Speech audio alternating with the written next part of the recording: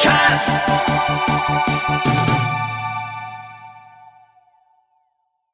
Hi, Laurel. Welcome to KoitCast.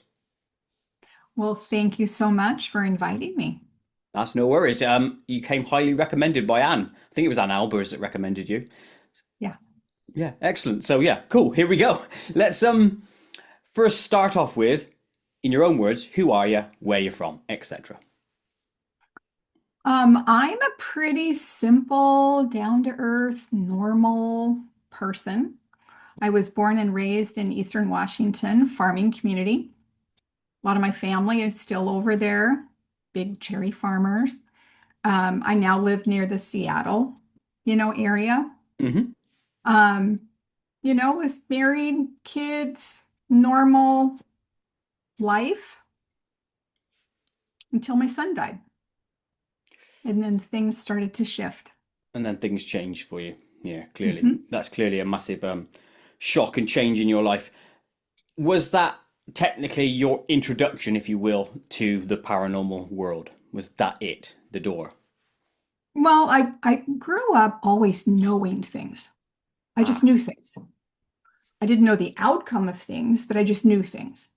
But I didn't know mediums. I didn't know spiritual people. So you didn't really talk about it. I think my family knew something was a little different. When I got married, my husband knew something was a little different.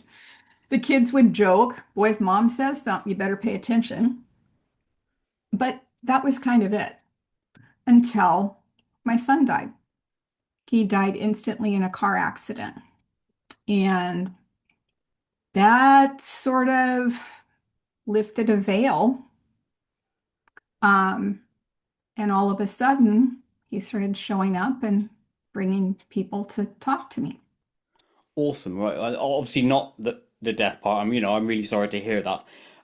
There seems to be a common thread from other people I've spoke to as well, that I've things heard like this, that. shocks happen, and then Mhm. boom, you're into a new realm, a new paradigm. Before we jump into that paradigm, I do want to talk about the knowing, because it's a big thing for me in my life. There's this Is it? knowing things, right? And I want to Mhm. understand from your perspective what your mind thinks of the knowing. What is it? Can you put it into words what you mean? It's probably easier for me to describe experiences. Okay. What I remember, one of the things even my family was well aware of is when I was 10 years old, we adopted my baby brother.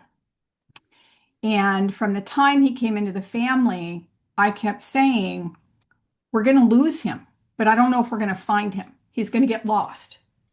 And I became obsessed with he had to be with me at all times when we were anywhere. I was holding on to his hand. And this went on for a good couple of years, right? During that time, we lived in California. My parents split up. We moved to Washington State, moved in with my grandparents. Same thing. And when I was at school one day, he had evidently followed the mailman and had been lost for a really long time. And the police ended up being called and whatever. And long story short, he came home. So I always knew we'd lose him. I didn't know the outcome of would we find him, and I didn't know what that meant. And of course, he got in trouble.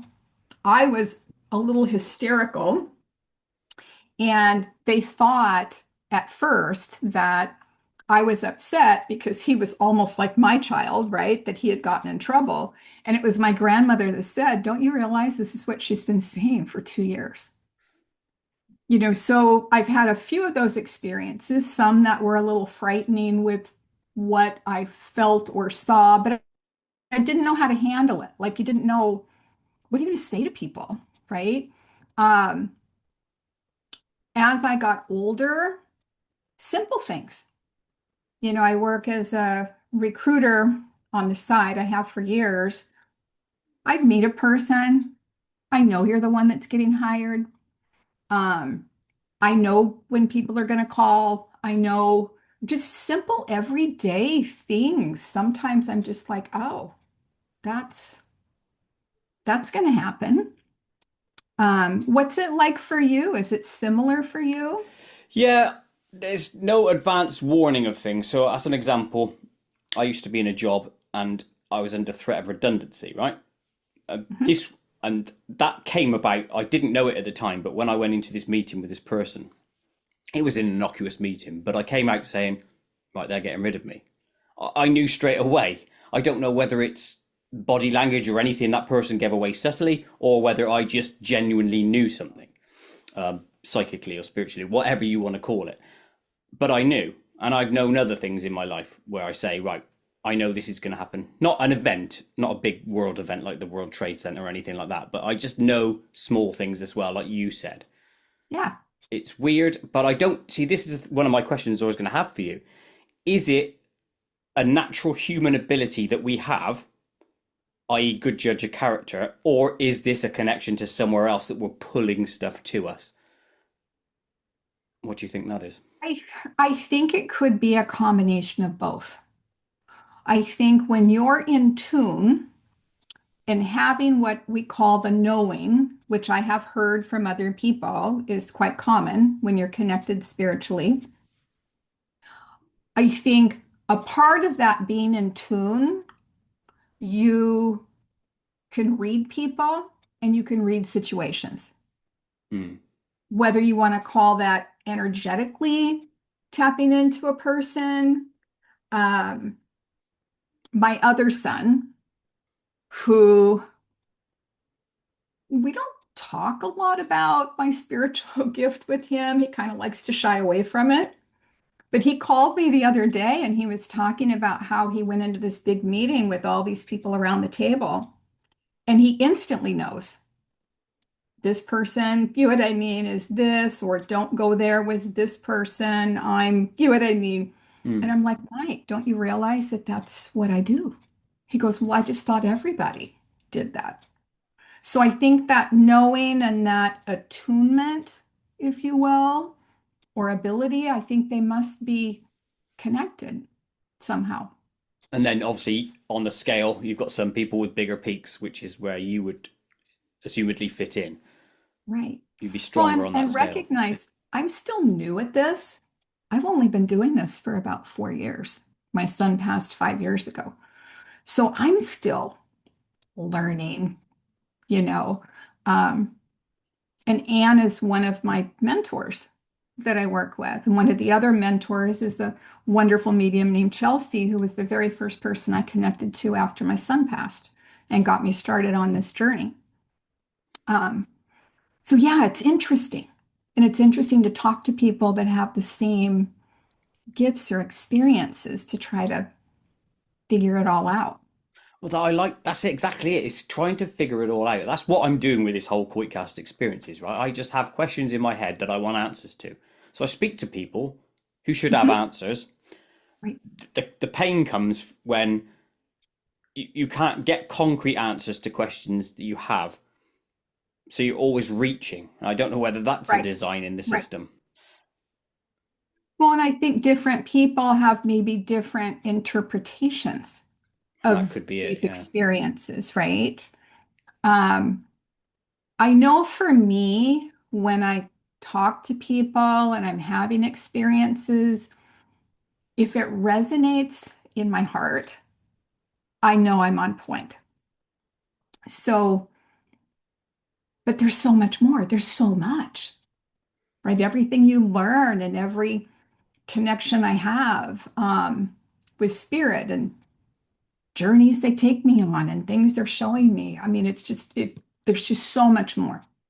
Exactly. The shame of it, or not shame, the scenario of it is that every question I ask leads to another 20 questions. And then each of those branches into another 20. So I'm on a Right. hide into nothing, which I imagine is what's similar with your scenario because you're reaching for information the same, I assume. Right. Right. Are you on that same journey of every question opens up more?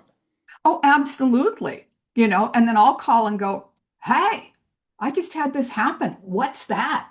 Right? And they'll go, oh, that's remote viewing. Oh, okay. What's remote viewing? Like, how does that work and fit in the scheme? You know what I mean of Yeah, things, yeah. right? It's just bizarre. I'm the first person to say it's weird. My life's weird. Well, your life then is literally gone from standard to now a different universe in one moment.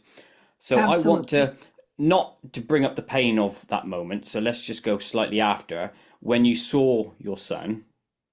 Mhm. How did he manifest? Did you see him? Did you hear him? Did you smell? All these things I want to know. So what happened there? He's very electrical.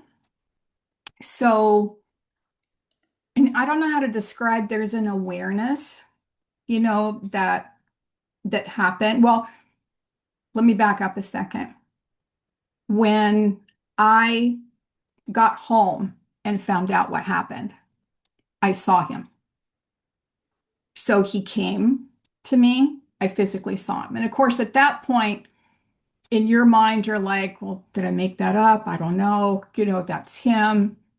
Neil, make sure you're with the family on the other side. But you're kind of a mess, right? So you don't know what's real or not real at that point. You're just trying to put one foot in front of the other.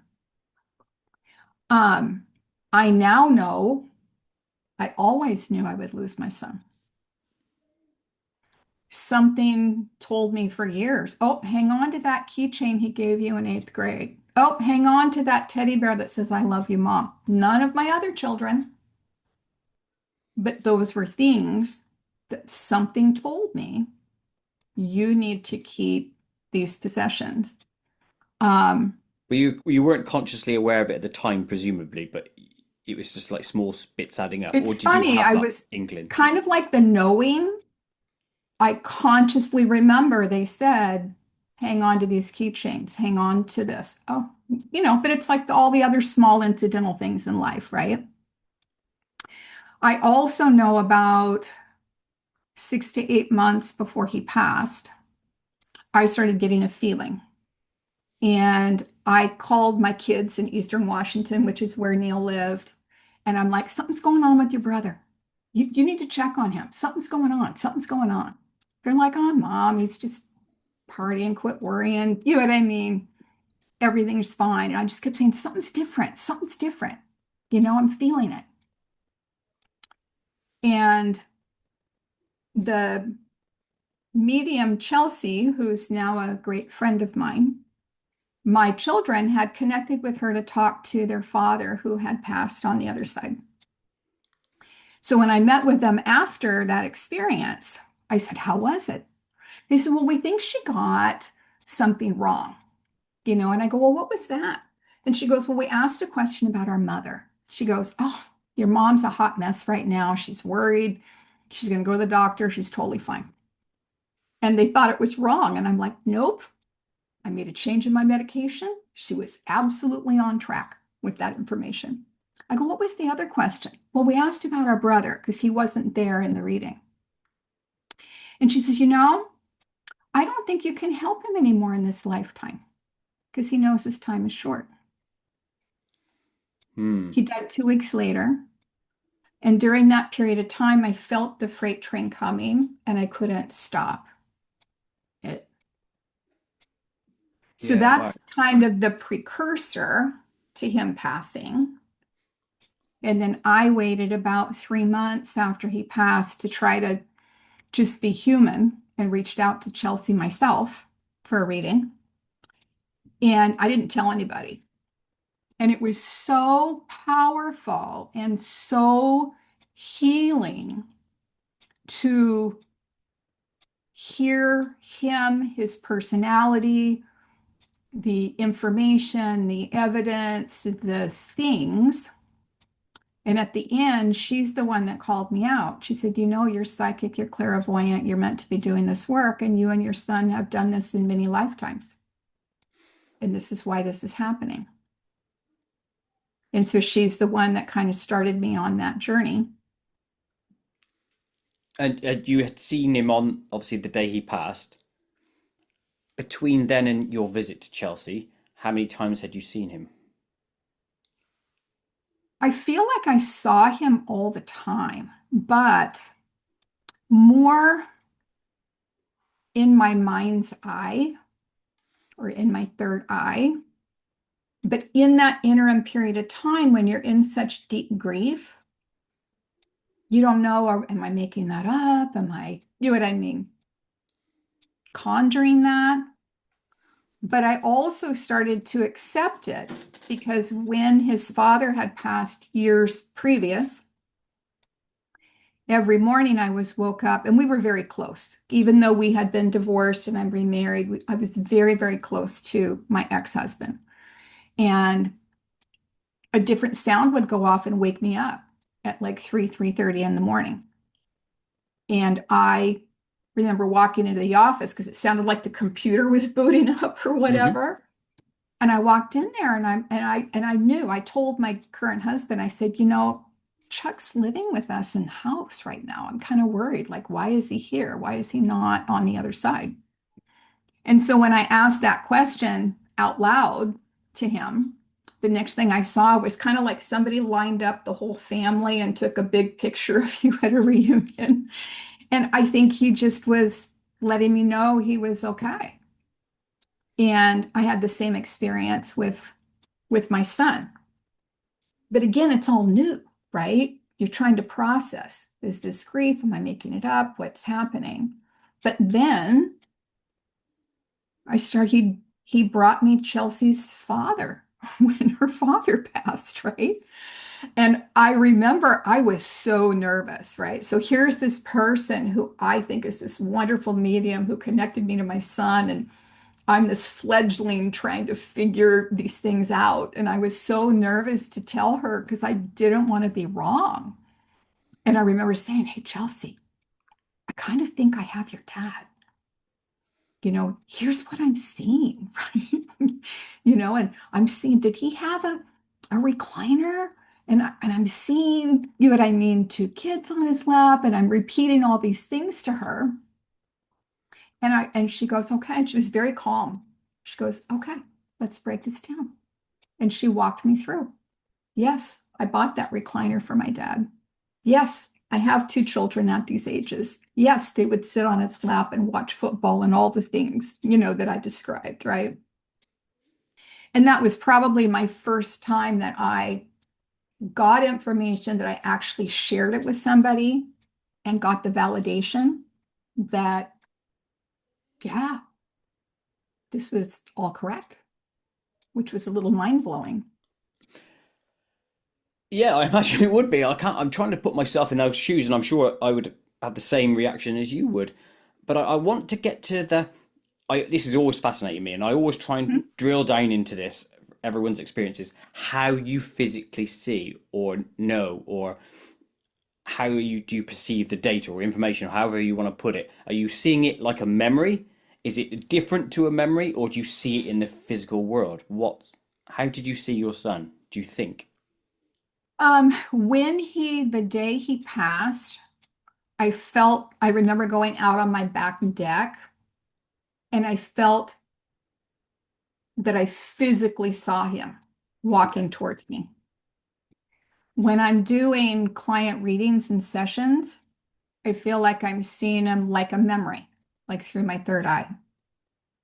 I have had an experience where I did have somebody physically manifest, um, which was a little much for me because she wasn't exactly a happy camper Oh at God. 2:30 in the morning, right? Yeah, that's So, not when you want to see things. well, but this is where you start to learn, right? The process, right? Because in the very beginning, I'm a fledgling trying to do these sessions, for people, just free. I'm figuring it out and I'm experimenting and, had different friends with friends of friends, come forward to give me a chance to try to figure out how it all is going to work. And Chelsea warned me. She says, "Hey, don't call him in too early." Well, I was so nervous. Like, what if I don't get the information before I'm supposed to talk to this person? Maybe I should start asking the spirits way ahead of time. And she'd say, "No, don't do that." Right. But of course, you learn the hard way.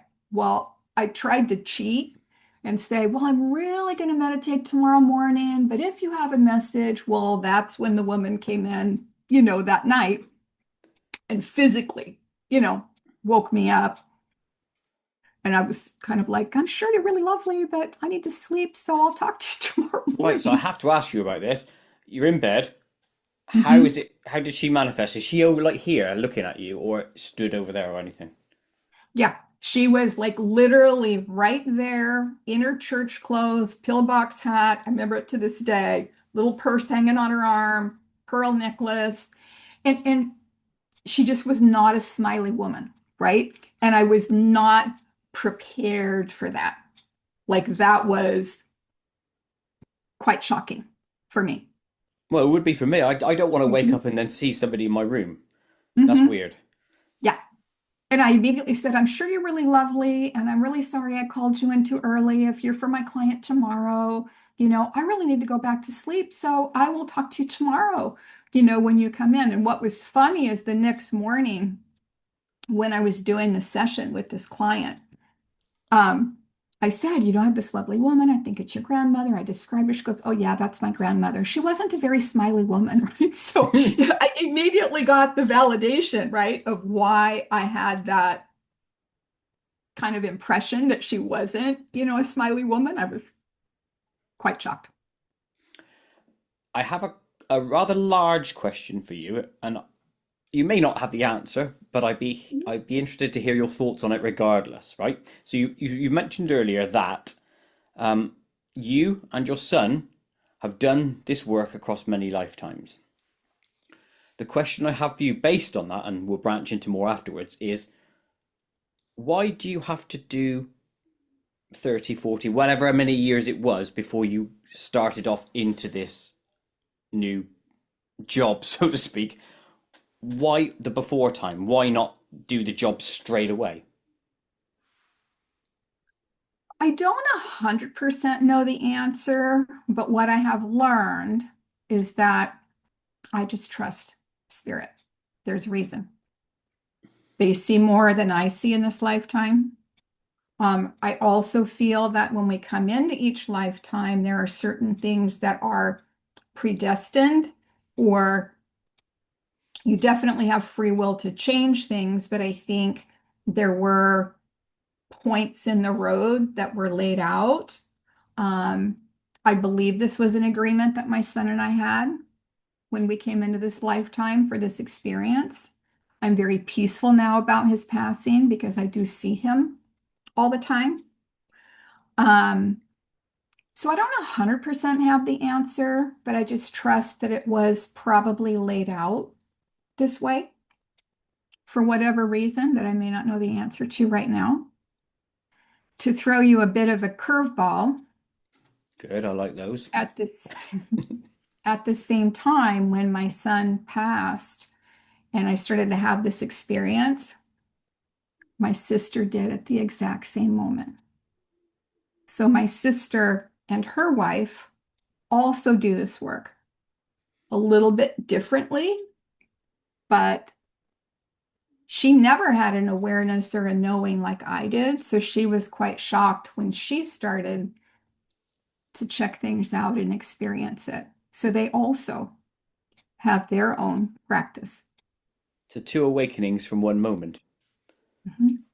Wow. See, it's clearly a plan here, isn't there, in place, based on what It you've said, feels what that others way. have said. Mhm. Yeah, which means that this life here isn't really self-governing, because that means there's always something interacting with us, and therefore my question would be, why is that other side always interacting with us? Are we not capable of living on our own? Do you think? Well, you are because you have free will. So I can have these points in the road and I can absolutely change course, deny, choose not to follow um, whatever path or direction I'm led to. I get that aspect. What I mean, let's just, I'll run a theory by you, right? Let's just Mhm, say mhm, throughout the whole history of humanity, the word mhm. ghost, spirit, and knowledge of God and the heavenly realms and all that does not exist. It doesn't even there. Are we capable of living on our own? Boy, that's interesting, isn't it? isn't it? Because it means if someone dies, there's going to be the grief process. We'll either get over it or we won't. I know that sounds so blasé and horrible, but you understand what I mean. Life Hmm. goes on, so to speak. Right, right. So therefore, if you think along those lines logically, then why the need for a spiritual interaction?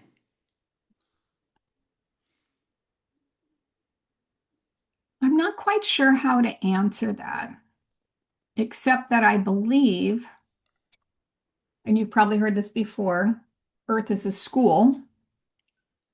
So we come here for the purpose of that experience. So you would have to have, on the other side, you have to have the guidance to be able to come to Earth School. So I don't know that that could even be possible to be here without guidance. But there's so much more we're not going to know till we're on the other side.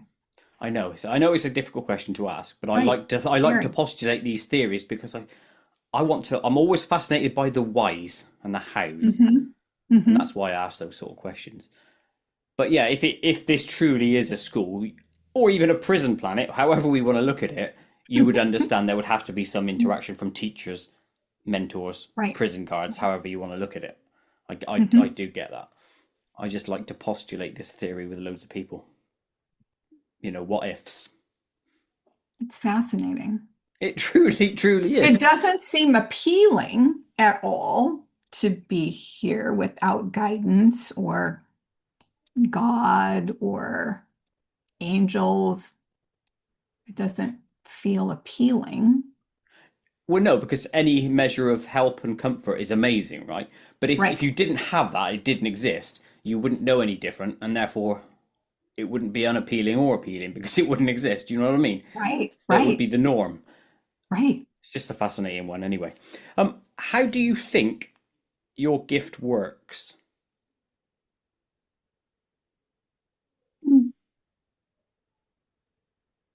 Do you mean how do I get information? How do I know I'm connecting? Yeah, all of Or those things. Yeah, everything. Yeah. I feel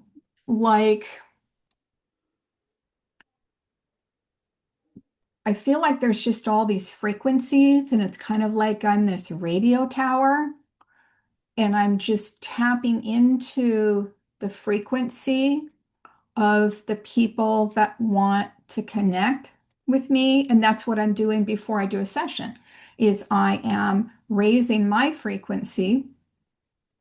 And for me, I just open up and ask God, my guides, my angels, and the guides for the person I'm going to speak with, and all of our loved ones, to whoever's got a message for her highest good, to please step forward. And then I just start getting images and, you know what I mean, pictures and information. And the thing that I've learned to do is I just spit it right out. Yeah, say what you see, sort of thing. So to And speak. it's Yeah. hard because in the beginning, especially, you don't want to be wrong. And I always ask them for very different information. I don't want just the normal, basic thing that could apply to a lot of people.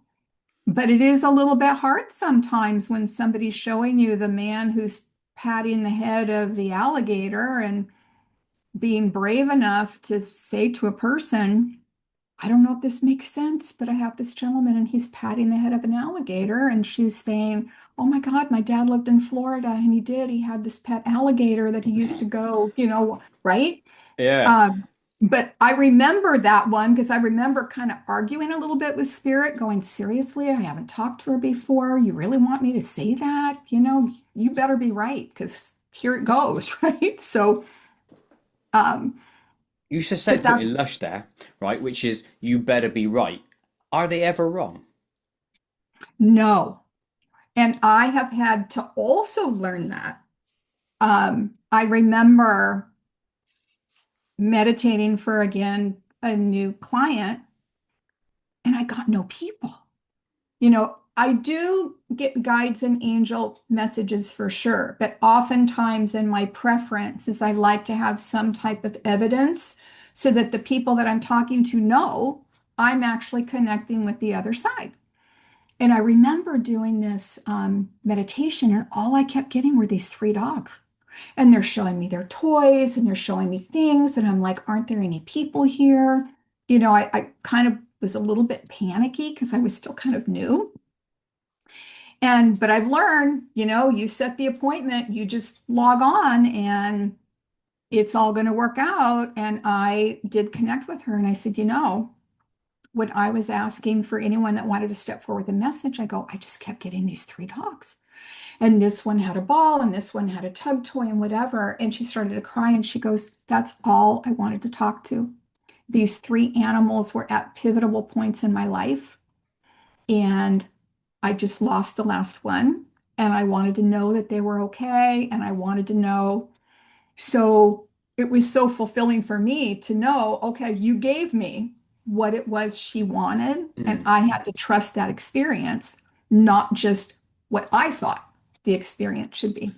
Well, that's the interesting bit again, again, it's the common theme I've heard from a load of people. You have to get out of your own way. So is that a hard thing to learn, to trust and to get out of your way?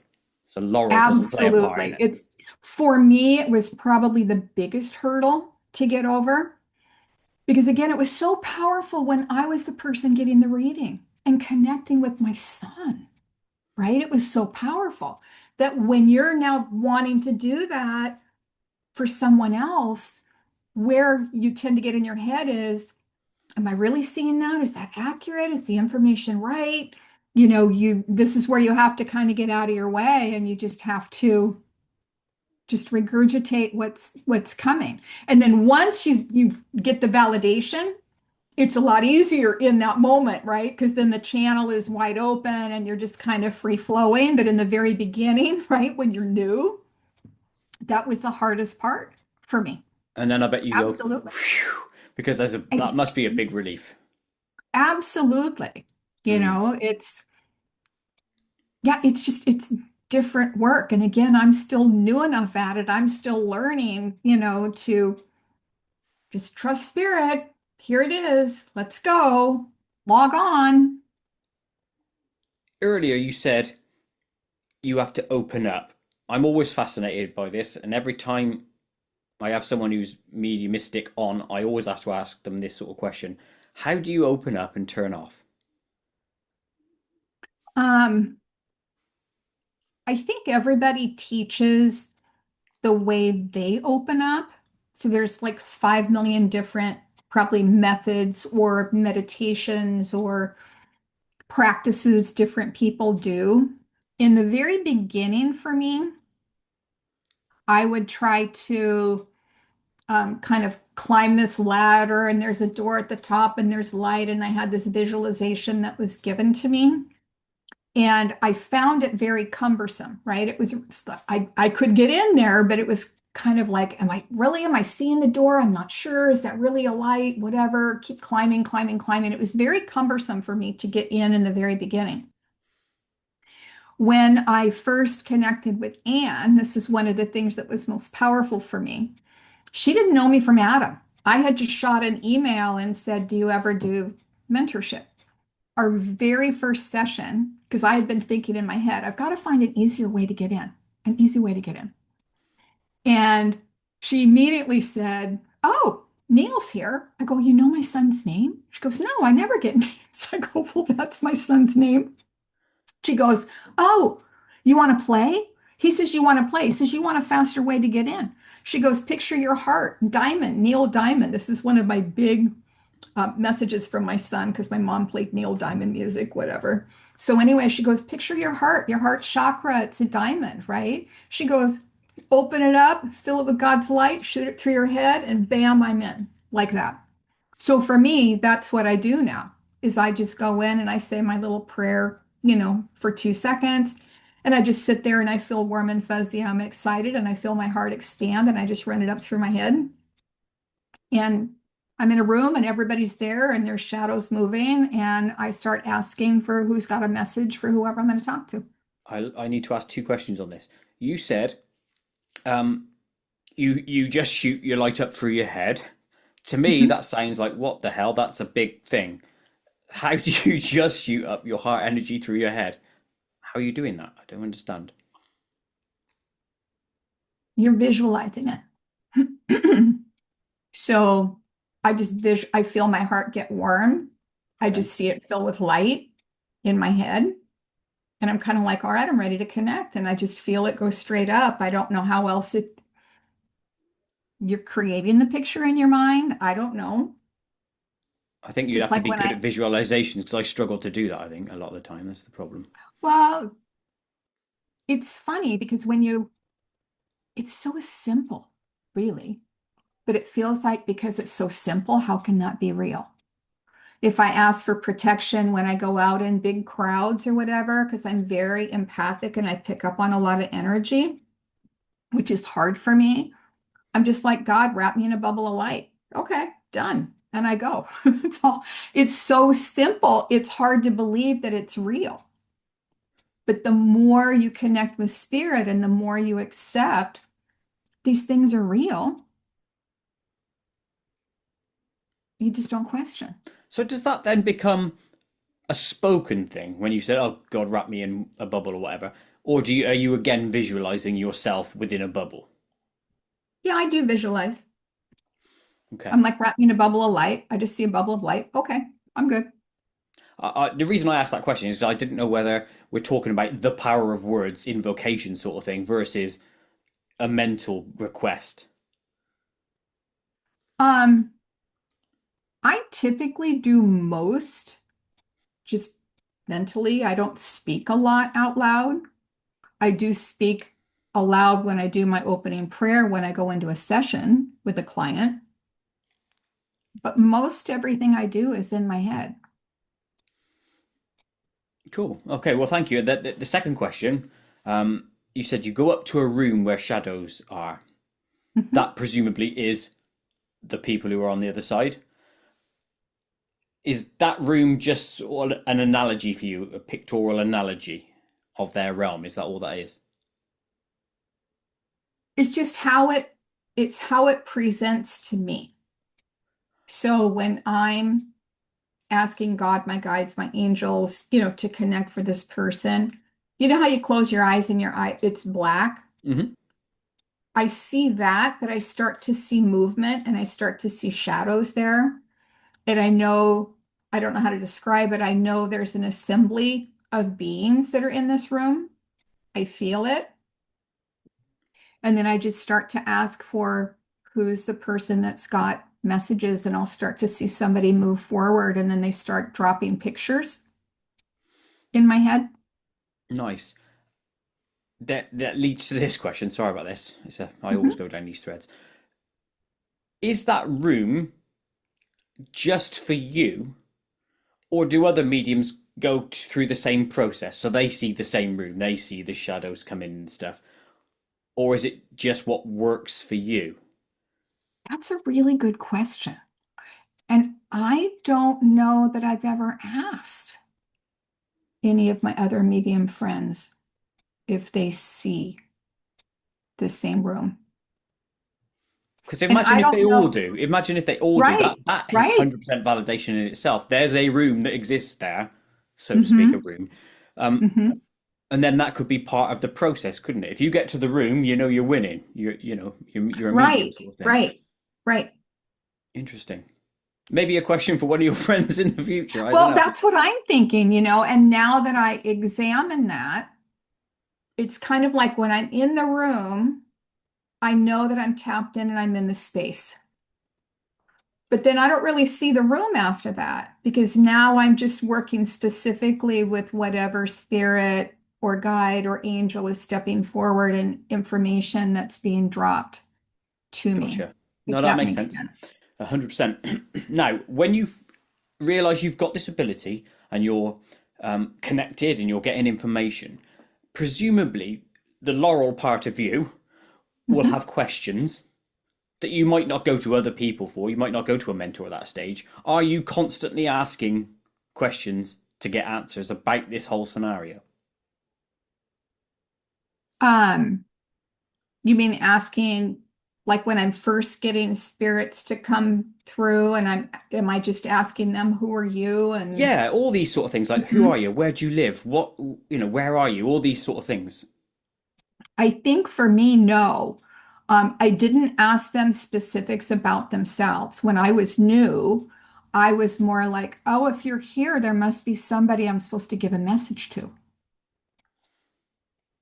What do you want me to say if I can uncover this person? And it's going to be up to you to make sure the person comes where I know I'm supposed to give them a message. So in the very beginning, I'm just like, okay, there's somebody here. What do you want to say? And where's it going to go?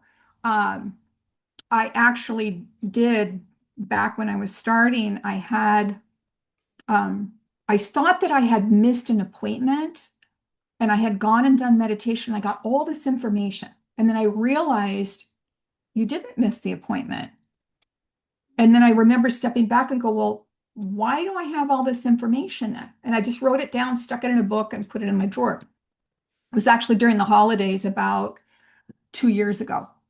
And we ended up having some family, my husband's family, extended family members come over. And one of them said, hey, my in-laws happen to come into town. Can I bring them? Of course. And as we're just in the kitchen meeting or whatever, her father-in-law says something. I don't even remember what he said that started it. And I looked at him and I go, do you know the Schmitties? He goes, yes. How do you know the Schmitties? And I said, well, Terry, I have some information that I think might be for you. And I ran in and grabbed my notebook and I went back and I said, this is what I'm learning to do. And I got all this information and I didn't know who it was for. And it turns out his brother had died in a car accident years earlier. And all the information was here for Terry, who is now starting on his spiritual journey. So 2 years later, we're still in touch with each other. Wow. It's it's weird, isn't it, how all this works? And obviously time isn't a thing there because it's information. They know you're going to meet up with this dude at some stage, and then it'll get passed on at some stage. But I do find it odd. See, if I put myself in your scenario and I've Mhm. suddenly got this access to this other realm, I'd be firing questions all the time, like, where are you? What do you do? What do you look like? How's your world? Can you see us all the time? All these sort of things. I'd be firing those at them. How come you didn't? Probably because I opened up because of my son's death. So for me, it was all about, oh, am I supposed to give information to be of service for someone else? It was more from that. Although I will tell you, in doing some of my own meditations for me, I have, when the Ukraine war first started, I'm like, hey, what's that? Hey, John F. Kennedy, can you pop in and show me what the heck is happening? And they took me on a couple of little different rides, so to speak. And I remember writing down, this was kind of interesting what they were showing me. And I'd get up the next day and here I would see it on the news. Um, so I started learning, wow, I could call in someone who might give me information for me just to understand. Yeah. And then that's where different things would happen. And I'd be talking to Chelsea and she'd go, oh, that's remote viewing, right? Or, well, that's, you know what I mean? Here's these different things that I didn't even know existed. It's just different rooms in a big mansion of paranormality or spiritual goodness, so to speak. Yeah. Absolutely. And that's why I said I'm still kind of learning with whatever spirit shows me. And I'll be like, what's that? How's that work? Okay, well, Um, I'm going to fire some questions at you then, and you may be able to answer these or maybe not, but I'm interested, so I'll ask you. Do spirits then have jobs? I know they're of service. I have seen spirits, and I don't know if you want to call them spirit guides when they're on the other side and other people are on the other side. I've seen them escorting people to what appears to be a temple of healing. I've seen classrooms where people are going in to study different things. I've had an experience where they showed me that when I astral travel at night, if there's been a tragedy somewhere where there's been a lot of loss of life, I'm a part, at least occasionally, of a group of beings or light workers that are going and helping to move those people to the other side. Um, so I know whether you want to actually call them a job or not, I know that their beings are of service to other beings on the other side, whether it's teaching or guiding or, any of these experiences. So when you're astral traveling, this is obviously during a sleep period, you're Mhm. not consciously aware that you're off doing other work while you're Correct. asleep. Correct. But you are, in theory, doing these things based on what you know or someone said to you. Well, and for me, I just remember I had this picture. I had like one snapshot of the picture where when I was doing my meditation, I'm like, what's that? And I think in this occasion, I reached out to Anne and I'm like, Anne, I have this picture and they're showing me this snapshot, where I'm above these people and I'm seeing this action. And she was the one that gave me some clarity, to that. Um, the same thing when I had a picture during the war, I believe this was the Ukraine war when it first started. I had a picture of a woman on the ground holding her child, and I'm touching her, but when I look up, I've got an angel on the other side, and I didn't understand what that was. And what Anne was sharing with me is that I was channeling the safety and the love and the light, and it's going to be okay between the angel through me to this woman. Um, but again, these were new experiences for me. It's not like I'm an expert at different things I'm witnessing. So, um, being a fledgling, I just reach out and go, hey, what's this? Right. I've only got, they're showing me this much, but I don't really understand it.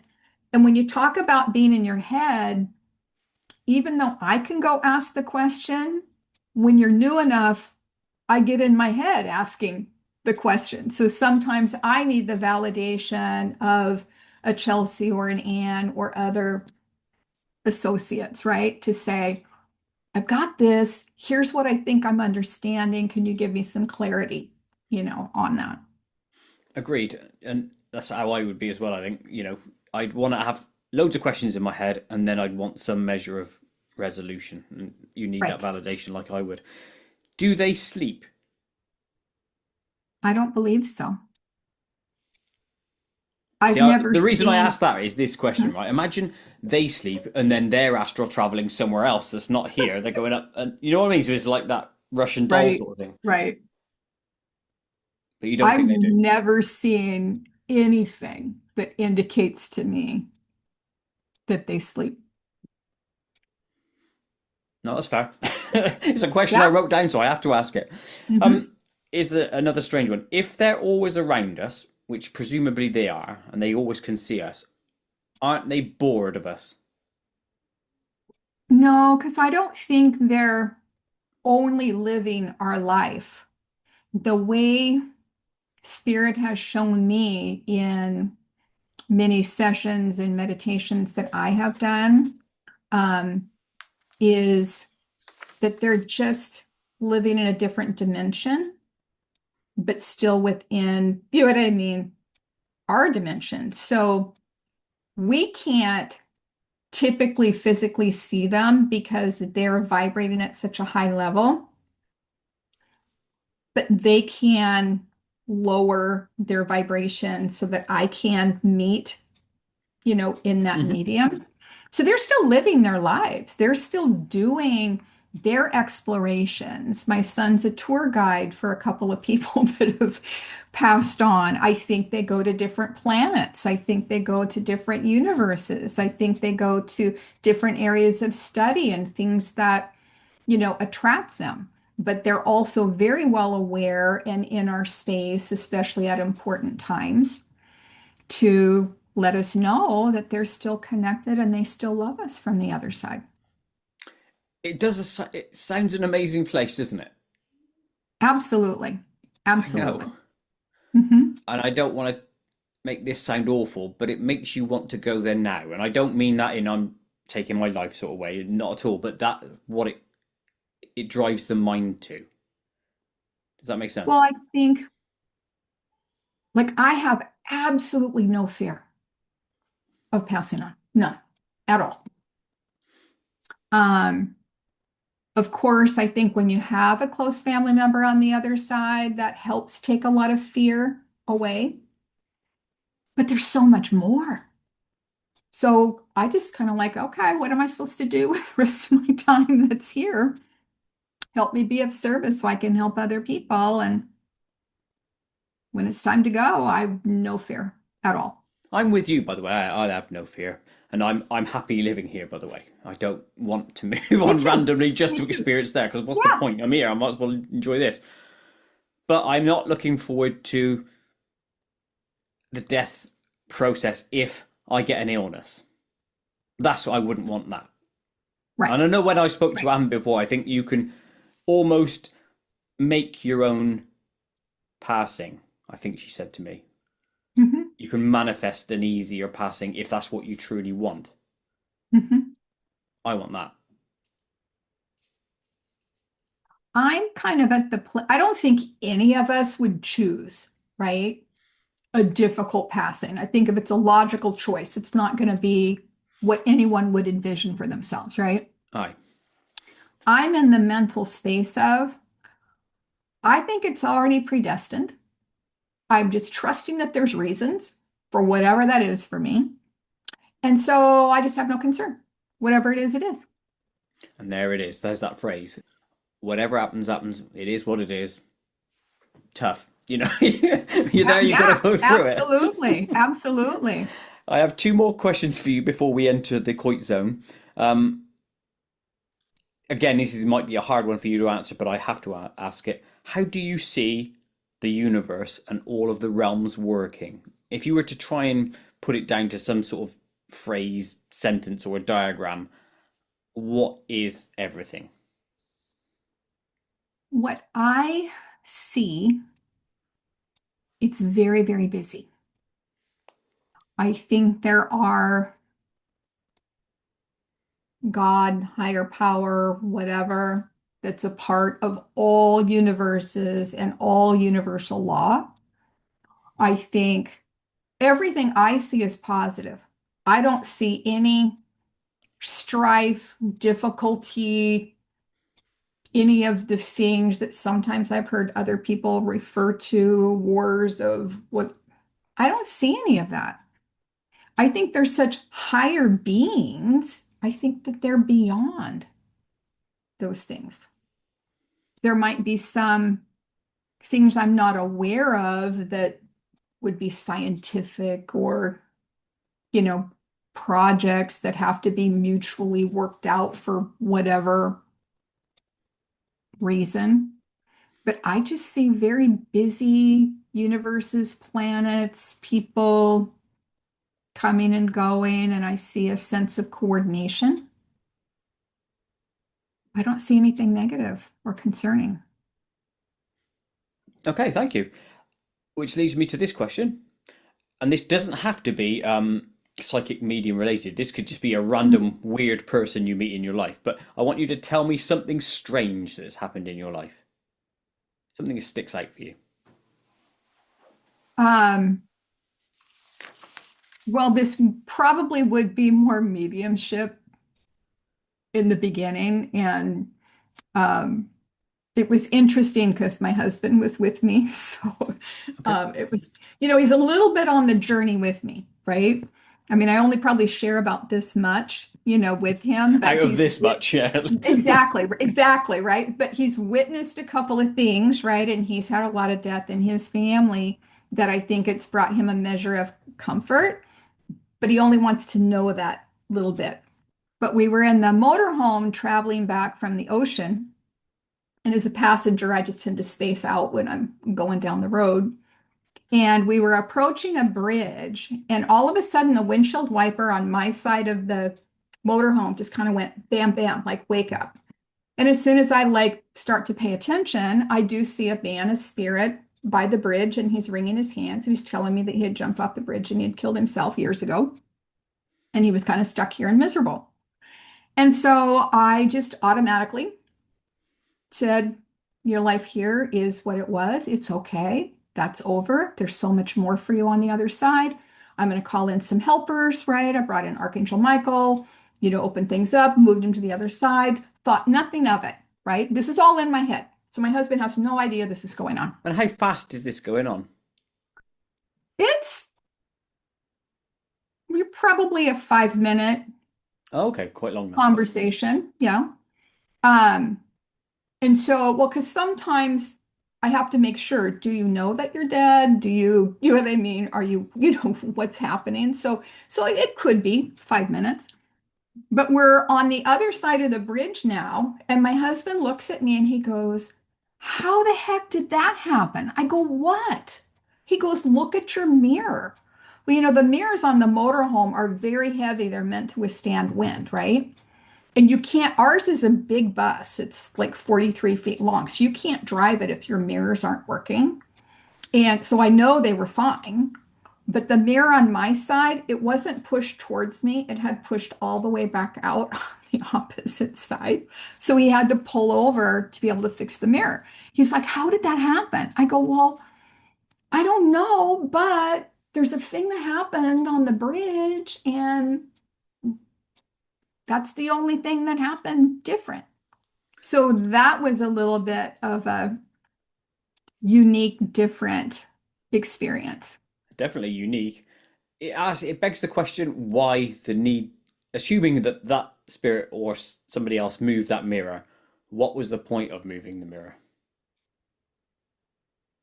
For some reason, it may just have been to give physical evidence that that happened.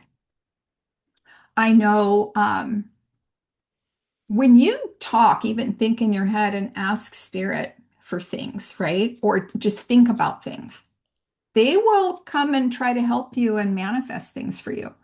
In the very beginning, I was kind of conscious and just thinking to myself, I'm doing this work, but my family, they're not sitting in on a session. How do they know that mom's not just crazy Jones, right? Yeah. Right. And the same thing Yeah. with my husband. I'm like, how would any of them even know, right? That this is a thing. And then all of a sudden, my husband would, come in and he goes, hey, what are these things by the front door? And I go, oh, those are orbs, right? And so he'd have it captured on video, right? Nice. I'd have, my ex-daughter-in-law came by and I'm like, hey, Tessa, who's this young man that's behind you, right? And it was one of her students that had died. So it's kind of like they sort of set some things up, I believe, maybe because I had been asking the question of, hey, does my family think I'm a little crazy here? Or how I would they get it. know? And so there's like these unique experiences that had to have been sort of coordinated for that to So happen. they're like flags or markers to prove, yes, something happened at this point. And it might be a minor flag marker for you, but really it's a big flag marker for other people around you. Right. That's what I Wow. believe. Yeah, makes sense. I like it. Nice one. We are now entering the Koit zone. Koit zone! So, Okay. Laurel, in Koit zone, just random questions. We'll start with an easy one. What is your favorite cake? Mm. German chocolate cake with the coconut pecan frosting. That's not specific at all, but I like Hmm. it. German chocolate. That's random. Well, because my grandmother used to make it and I grew up in Ah, her house. So, there you go. That's fair. That's fair. To be fair, yeah, I've never heard of German chocolate, but if it's around you, I that's understand. what the box used to say, right? It was just a boxed cake mix, right? But that's what the box used to say. Cool, cool. Do you have a prized possession? I do. It's my son's thumbprint on Where the was that necklace. lifted from? When he passed, it's a part of the mortuary. I didn't know they Oh, I did that, see. right? No, that's But random. Yeah. they took a thumbprint, and then there's a place where you can have it put on jewelry or rings or whatever. Nice, Yeah. nice. Wow, thank Mhm. you. Thank you for sharing that with me. Would you go to space given a chance? No, I'm afraid of heights. The thought of being in something where I had to look out a window and not try, yeah, no. No, terrible experience for Mhm. you then. Yeah. Right, what along similar lines actually, what are you scared of? It's definitely heights, right? It's a big joke in the family. Certain that and claustrophobia, right? But even going up a stairway, if you can see through the slats, I don't like that. I also don't like that, but I've got those in our Okay. house. I had to get used to that, but yeah, I don't like that Right, myself. right. And claustrophobia, I understand. Do you Hmm. ever get it? Like when you're in bed and then somehow your sheets get too tight and I gotta get it off. Have you ever had that?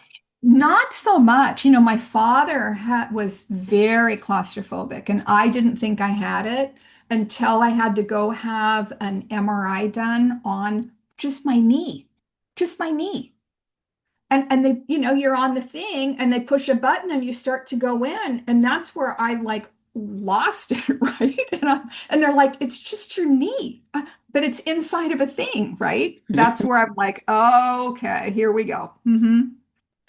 I got claustrophobia about a month ago, trapped in a wet t-shirt because I'd come home from football and I was soaked. And you know when it clings to you and you can't get them off. Yep, That yep. I hated that with a passion.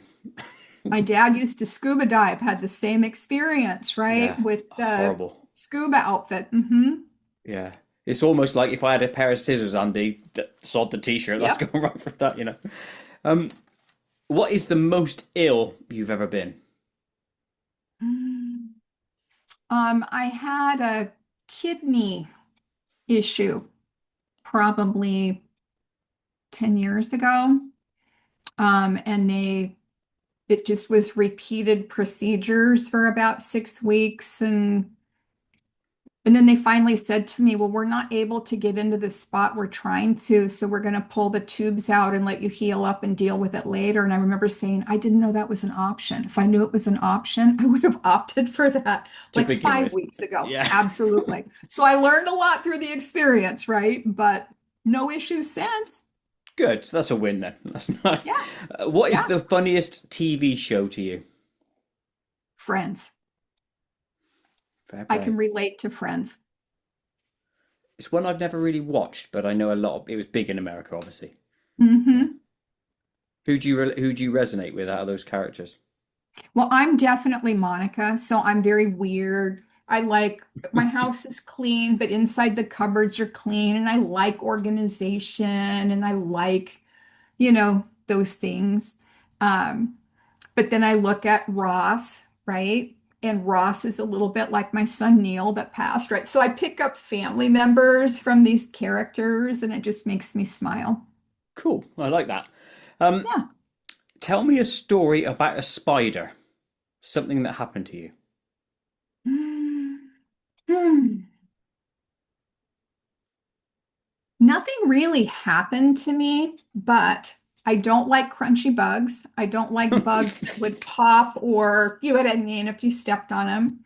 Yeah, And that's my something. family all think I'm crazy because now I run around and I catch the flies and put them outside, and I catch all the bugs and I put them back outside. And I don't have like the people that come spray poison around your house to keep things away. So when the spiders come in, I've just got my little spider cup, and I just catch and release.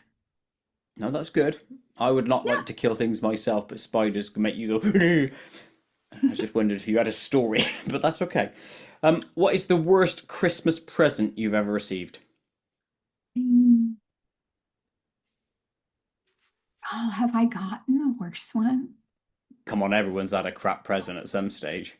Well, there's not anything that I remember that was horrible. What's funny is that here in Washington State, we're big sports people, right? So we're Kraken hockey, Huskies, college football, Seahawks, you name it, we're at the games and that's my life. And my husband is colorblind. So one Christmas, he bought me a husky sweatshirt, but it wasn't in the husky color. And I remember I had to say to him, I'm like, you do know that this is blue, right? Dang it, that's why it was on sale, right? Like he had no concept, right? So that's really what comes to mind are some of those experiences, right? Because he can't see the colors and he Yeah. thinks he's assuming. Yeah. Bless him. They are funny, but I like those ones most than anything. Like when things are funny and they're not meant to be, but they are. I love those. Exactly. Exactly. What is the best place on earth? Hmm. Ah, I love my home. I love my home and I love being with my family. That's a lush answer. Well played, you. Well played. Well, it's unconditional love, you know, you're all crazy people, but you love each other regardless, right? Yeah. And I like that phrase as well because if you talk to any family, right, they always think, oh, that family over there is crazy. This one's crazy. They're mental, that lot. But actually, we're all mental. Everyone's got their own issues. Absolutely. Absolutely, right? Yeah. And I love that as well. Final question in the Koit zone. If you could time travel, but only once, no Mhm. return journey, and it's only to the future, where are you going and when? Ooh. If it's to the future, I would be on the other side Oh, and I would be with my family that's over there. And we would be kicking our heels up and having a blast of a party and again, that's a pointing good fingers at answer. the people that are left behind, right, on what they're doing. Mhm. Yeah, Mhm. watching. Absolutely. It always makes me think of this, and I might have asked Anne this as well. It's like if they're always around us watching, or they can choose to tune into us and watch us, what happens when we're in the bog, when we're in the loo? Are they doing it then? They don't have any interest in Well, that, that's the thing. right? Could there be a point where they don't really have an interest, but they could tune in anyway? I don't know 100% of the accurate answer, but I kind of feel like it's just a thing that's not done. Like, I don't know if that's a universal law. I don't know. It's Yeah. just like not, it's just almost like I'm shut down when you think about that. Yeah. Never spy on people when they're in the loo. That's a Right. golden rule. Right. Okay, that is the end of the Koit zone, which leaves us with two final questions. The first of which is, what else do you like to do in your downtime? Any activities or guilty pleasures? Anything you like to do? Well, I have two dogs, two cats, right? Hmm. So I feel like I have my own little farm, you know. I like growing and making my own lemon balm. I like doing, growing my blueberries. I have a huge blueberry patch. I like to bake, I'm into sourdough, all those kinds of things. Awesome. So basically, homesteady, family, homey Yeah, things. they're Yeah. peaceful and they're very Mm, grounding for me. I like I that. agree. I love that as well. Final question. What do you see your future as? I.e., do you have a project you're working on, or are you pushing further into the mediumship? I'm pushing further into the mediumship. I'm being led in that direction. I mentioned my sister and her wife earlier. They're a little different. They're a little more healers, in a different way. I found I like connecting with loved ones on the other side. I like that. And I'm just drawn deeper into that experience, and learning more. So where do you think this leads? What's your ultimate goal? What are you going to be, do you think? I just want to touch more people. I don't have a goal of being on TV, being, you know what I mean, in a Yeah, sure. huge, stadium. I don't have goals of that, right? I don't think there's anything wrong with that, but I want to touch people in an individual way. More So intimate, I'm yeah. just, and I just feel like they're going to lead me where I'm supposed to go. So I'm just content to go along for the ride. It's that whole trust thing again, isn't it? Hmm. Yeah, Yeah, fair play. absolutely. Laurel, thank you ever so much for coming on KoitCast. I really appreciated our time together. And for our first show, you did amazingly well. So thank you ever so much. I thought it was ace. Well, thank you. You made it easy and you really had some good thought-provoking questions that I'm going to go and explore a little Good. farther. I like that I've impacted on someone else's life the way that you impact on other people. So thank you ever so much. Anyone watching or listening to this, check out the link below to Laurel's site. You can get in contact with her there if you want any readings, etc., etc. But Laurel, thank you ever so much. Thank you so much, Koit. No worries. Goodbye, everyone. We will see you on the next episode. Bye-bye.